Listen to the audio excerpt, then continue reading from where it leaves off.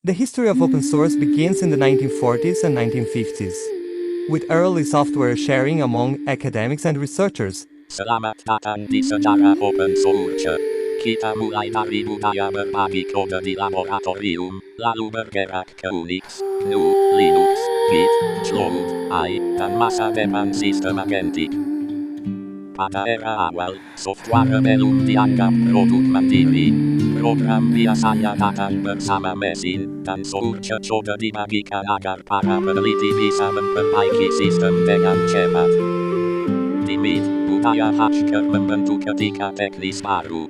Intinya sederhana, pahami sistem, ubah bila perlu, lalu bagikan perbaikannya agar orang lain ikut maju. Pada memperkenalkan jaringan antar lembaga, sementara Unix memberi fondasi sistem operasi yang modular dan portabel.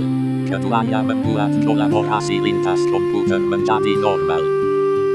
GNU lahir pada tahun 1983 sebagai proyek untuk membangun sistem operasi yang benar-benar bebas. Dari sana lahir tool penting seperti GCC, BAS, dan GDB. GPL dan Copyleft menjaga agar kebebasan software tetap hidup saat kode dimodifikasi. Prinsipnya, perbaikan yang dibagikan kembali tetap harus mempertahankan kebebasan yang sama. Linux dan keluarga BSD memperluas open systems ke server, desktop, dan infrastruktur jaringan. Peneliti membuat banyak organisasi tidak lagi bergantung pada satu vendor saja. Istilah open source dimulaikan pada tahun 1998 agar nilai kolaborasi teknis lebih mudah dipahami industri. Setelah itu, ekosistem lisensi, dokumentasi, dan kontribusi publik berkembang cepat. Git dan Git pun mengubah cara tim bekerja. Dengan form, run, merge, dan pull request, kolaborasi global menjadi terstruktur, cepat, dan mudah diaudit. Di era Cloud dan DevOps, open source menggerakkan container, orkestrasi, dan otomasi rilis, Docker, Kubernetes, dan dibeli CICD membuat sistem bisa diskalakan dengan jauh lebih efisien. Open source AI mempercepat riset model, timing, dan intervensi.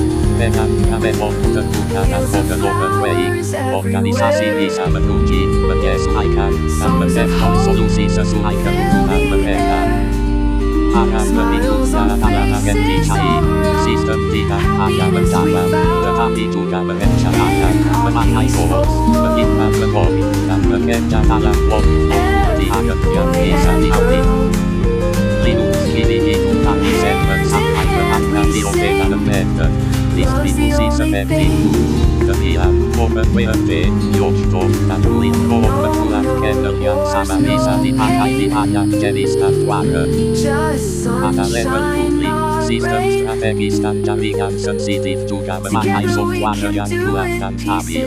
Presentasi ini membahasnya secara umum saja, tanpa detail operasional atau teknis bersenjataan.